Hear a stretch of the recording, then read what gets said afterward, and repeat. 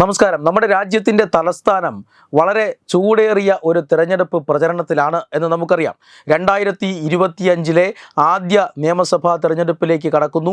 ആ നിയമസഭാ തെരഞ്ഞെടുപ്പ് ദില്ലി തെരഞ്ഞെടുപ്പാണ്. ദില്ലി തെരഞ്ഞെടുപ്പിൻ്റെ ഒരു രാഷ്ട്രീയ പശ്ചാത്തലം നമുക്കറിയാം. ഇപ്പോൾ കേന്ദ്രം ഭരിക്കുന്ന BJP ആണ് ഇന്ത്യ മഹാരാജ്യത്തിലെ ബഹുഭൂരിപക്ഷം സംസ്ഥാനങ്ങളും ഭരിക്കുന്നത് എന്ന് നമുക്കറിയാം.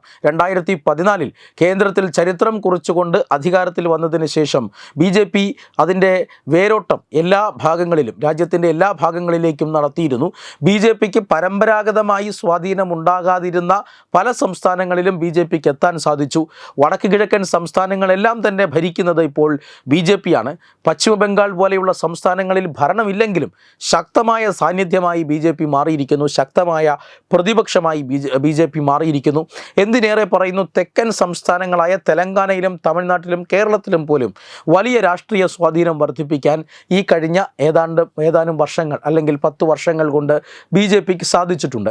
പക്ഷേ 1998 ശേഷം ഇതുവരെയും ഭരണ പാർട്ടിക്ക്, അതായത് ഇന്ത്യ ഭരിക്കുന്ന പാർട്ടിയായ BJPക്ക് വഴങ്ങാത്ത, BJPക്ക് തിരഞ്ഞെടുപ്പിൽ ജയിക്കാൻ കഴിയാത്ത, BJPക്ക് സർക്കാർ രൂപീകരിക്കാൻ സാധിക്കാത്ത ഏക ഉത്തരേന്ത്യൻ സംസ്ഥാനമാണ് ദില്ലി എന്നത്. അതിന് കാരണം അവിടെ അധികാരത്തിലുണ്ടായിരുന്ന ആം ആദ്മി പാർട്ടിയാണ്.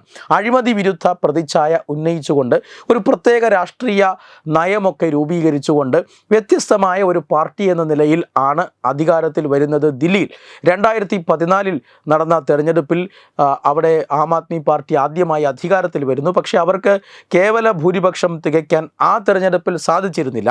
കോൺഗ്രസുമായി ചേർന്നുകൊണ്ട് അവിടെ ഒരു മന്ത്രിസഭ ആം ആദ്മി പാർട്ടി രൂപീകരിച്ചെങ്കിലും പിന്നീട് ആ മന്ത്രിസഭയ്ക്ക് കാലാവധി പൂർത്തിയാക്കാൻ സാധിച്ചിരുന്നില്ല. അതിനുശേഷം പക്ഷേ 2015 2020 നടന്ന തെരഞ്ഞെടുപ്പുകളിൽ വ്യക്തമായ ഭൂരിപക്ഷത്തോടുകൂടി മൃഗീയ ഭൂരിപക്ഷത്തിലാണ് ആം ആദ്മി പാർട്ടി അധികാരത്തിൽ വന്നത്. പക്ഷേ ഇപ്പോൾ 2025 നടക്കാൻ പോകുന്ന തെരഞ്ഞെടുപ്പിൽ ആം ആദ്മി പാർട്ടിയുടെ നില വ്യത്യസ്തമാണ്. ആം ആദ്മി പാർട്ടിയുടെ നില പരിങ്ങലിലാണ്. കാരണം അഴിമതി വിരുദ്ധ പ്രതിച്ഛായയുടെ പേരിൽ, മദ്യവിരുദ്ധ നയങ്ങളുടെയൊക്കെ പേരിൽ ദില്ലിയിൽ അധികാരത്തിൽ വന്ന ആം ആദ്മി പാർട്ടി മദ്യ നയ അഴിമതി കേസ്, 100 കണക്കിന് കോടി രൂപ പോക്കറ്റിലാക്കിയ മദ്യ നയ അഴിമതി കേസിൽ പെട്ടു നിൽക്കുകയാണ്. ആം ആദ്മി പാർട്ടിയുടെ ഏതെങ്കിലും തുക്കട നേതാക്കന്മാരല്ല ഈ അഴിമതിയിൽപ്പെട്ടത്. ആം ആദ്മി പാർട്ടിയുടെ ഒന്നാമത്തെ നേതാവായ അരവിന്ദ് കെജ്രിവാൾ, മുൻ മുഖ്യമന്ത്രിയായിരുന്ന അരവിന്ദ് കെജ്രിവാൾ ഈ കേസിൻ്റെ സൂത്രധാരനാണ്, മുഖ്യ സൂത്രധാരനാണ് എന്ന് കേന്ദ്ര ഏജൻസികൾ പറയുന്നുണ്ട്. രണ്ടാമത്തെയാൾ ദില്ലിയുടെ മുൻ ഉപമുഖ്യമന്ത്രിയായ മനീഷ് സിസോദിയാണ് ഈ കാര്യങ്ങളൊക്കെ നടപ്പിലാക്കിയത് എന്ന് പറയുന്നുണ്ട്.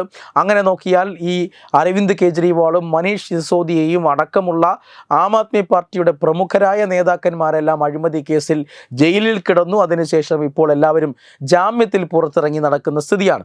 അതുകൊണ്ട് തന്നെ ദില്ലിയിലെ ഒരു നഗര കേന്ദ്രീകൃതമായ ഒരു വോട്ടർമാരാണുള്ളത്.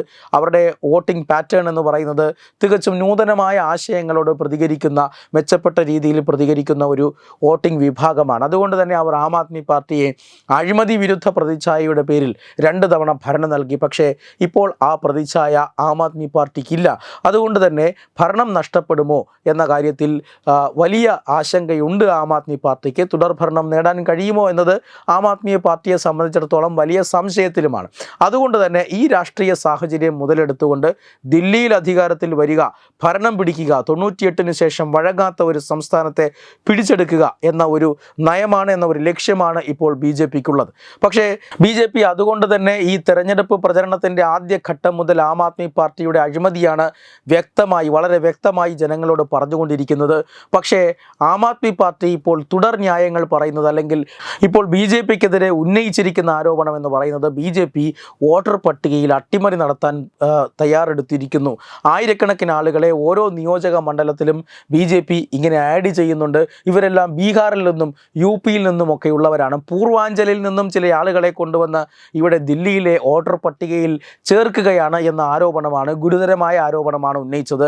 പക്ഷേ തെരഞ്ഞെടുപ്പ് കമ്മീഷൻ അതിനൊക്കെ വ്യക്തമായ മറുപടി പറഞ്ഞിട്ടുണ്ട്. വോട്ടർ പട്ടിക എല്ലാവർക്കും കരട് ലിസ്റ്റ് എല്ലാ രാഷ്ട്രീയ പാർട്ടികൾക്ക് നൽകിയിട്ടുണ്ട്. അതിനുശേഷം നടക്കുന്ന കൂട്ടിച്ചേർക്കലുകളും ഒഴിവാക്കലുകളുമെല്ലാം കൃത്യമായ തെളിവിൻ്റെ അടിസ്ഥാനത്തിൽ നേരിട്ട് ബോധ്യപ്പെടുത്തതിൻ്റെ അടിസ്ഥാനത്തിൽ നടക്കുന്നതാണ്. അതുകൊണ്ട് തന്നെ ഇത്തരം ആരോപണങ്ങൾ രാഷ്ട്രീയ പ്രേരിതമാണ്, അതിൽ കഴമ്പില്ല എന്ന് തെരഞ്ഞെടുപ്പ് കമ്മീഷൻ പറഞ്ഞിട്ടുണ്ട്. മാത്രമല്ല BJP ഇപ്പോൾ ആം ആദ്മി പാർട്ടിക്കെതിരെ കടുത്ത പ്രതിരോധം ഉയർത്തുകയാണ്. അതായത് ആം ആദ്മി പാർട്ടി ഇങ്ങനെ ഈ വോട്ടർ പട്ടികയിൽ ക്രമക്കേട് നടക്കുന്നു എന്ന ആരോപണം ഉന്നയിക്കാനായി പൂർവാഞ്ചലിലെ ആളുകളെ, ജനങ്ങളെ അപമാനിക്കുകയാണ്. അതായത് ബീഹാറികളെയും ഉത്തർപ്രദേശുകാരെയും ഇവിടെ കൊണ്ടുവന്ന് ആഡ് ചെയ്യുന്നു അല്ലെങ്കിൽ കൂട്ടിച്ചേർക്കുന്നു എന്ന് പറഞ്ഞാൽ അത് അവിടുത്തെ ജനങ്ങളെ അപമാനിക്കലാണ്. അങ്ങനെയൊന്നും സംഭവിക്കുന്നില്ല.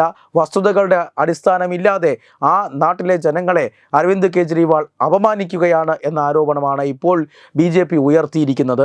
ഏതാണ്ടും ഈ തെരഞ്ഞെടുപ്പ് പ്രവർത്തനങ്ങൾ ആരംഭിച്ചത് അന്ന് മുതൽ തന്നെ അരവിന്ദ് കെജ്രിവാൾ തൊടുന്നതെല്ലാം അബദ്ധത്തിലേക്ക് പോകുന്നു എന്നുള്ളതാണ് ഏറ്റവും പ്രധാനപ്പെട്ട കാര്യം. ദില്ലി സർക്കാർ ചില ക്ഷേമ പദ്ധതികൾ കൊണ്ടുവന്നിട്ടുണ്ട്. അതായത് വനിതകൾക്ക് 2000-2500 രൂപ ഇങ്ങനെ പ്രതിമാസം ധനസഹായം നൽകുന്ന ഒരു പദ്ധതി കൊണ്ടുവന്നിട്ടുണ്ട്. ആ പദ്ധതിക്കായി രജിസ്ട്രേഷൻ നടപടികൾ ആരംഭിച്ചിരിക്കുന്നു. എല്ലാവരും വന്ന് രജിസ്റ്റർ ചെയ്യണം എന്ന് തെരഞ്ഞെടുപ്പ് മുൻകൂട്ടി കണ്ടുകൊണ്ട് അരവിന്ദ് കെജ്രിവാൾ ദിവസങ്ങൾക്ക് മുമ്പ് പറഞ്ഞിരുന്നു. പക്ഷേ അതേസമയം തന്നെ സംസ്ഥാനത്തെ വിവിധ വകുപ്പുകൾ, അതായത് വനിതാ സാമൂഹിക ക്ഷേമ വകുപ്പുകളെല്ലാം അത്തരമൊരു പദ്ധതി നിലവിലില്ല എന്ന് പറയുകയായിരുന്നു. അങ്ങനെയാണ് എങ്കിൽ തീർച്ചയായും വ്യാജമായ ഒരു പദ്ധതിക്ക് വേണ്ടിയാണ് തെരഞ്ഞെടുപ്പ് മുന്നിൽ കണ്ടുകൊണ്ട് അരവിന്ദ് കെജ്രിവാൾ ഒരു പ്രചരണം നടത്തിയത് എന്നൊരു വലിയ വിവാദമുണ്ടായിരുന്നു. ഇപ്പോഴിതാ മറുനാടുകാരെ ആക്ഷേപിക്കുന്ന രീതിയിലുള്ള പ്രചരണം എന്നൊരു ആരോപണം ഉയർന്നിരിക്കുകയാണ്. ഇങ്ങനെ വിവാദങ്ങളിൽ നിന്നും വിവാദങ്ങളിലേക്ക് അരവിന്ദ് കെജ്രിവാൾ പോയിക്കൊണ്ടിരിക്കുകയാണ്. ആം ആദ്മി പാർട്ടിയുടെ അവസ്ഥ ദില്ലി തെരഞ്ഞെടുപ്പിനെ സംബന്ധിച്ചിടത്തോളം വലിയ ആശങ്കയിലാണ്. പക്ഷേ മറുപക്ഷത്ത് BJP ആകട്ടെ കൃത്യമായ പ്രചരണത്തിലൂടെ അല്ലെങ്കിൽ ലോക്സഭയിൽ വിജയിച്ചിട്ടുള്ള ജനപ്രതിനിധികളെ അടക്കം മുൻനിർത്തിക്കൊണ്ട് വലിയ ഒരു മുന്നേറ്റത്തിനും വലിയ ഒരു തെരഞ്ഞെടുപ്പ് വിജയത്തിനും ദില്ലിയിൽ ശ്രമം നടത്തുകയുമാണ്. Web desk Tatwamayi news. Powered by Jyotis. Realizing your dream home. Our ongoing luxury apartments projects are Crown near Karivattam, The Square near UST Global, White Manor near Attigal Ambalathara, and Evergreens Luxury Villas near Tirumala. Call 90482 55599. Jyotis Building Promoters Private Limited, Thiruvananthapuram.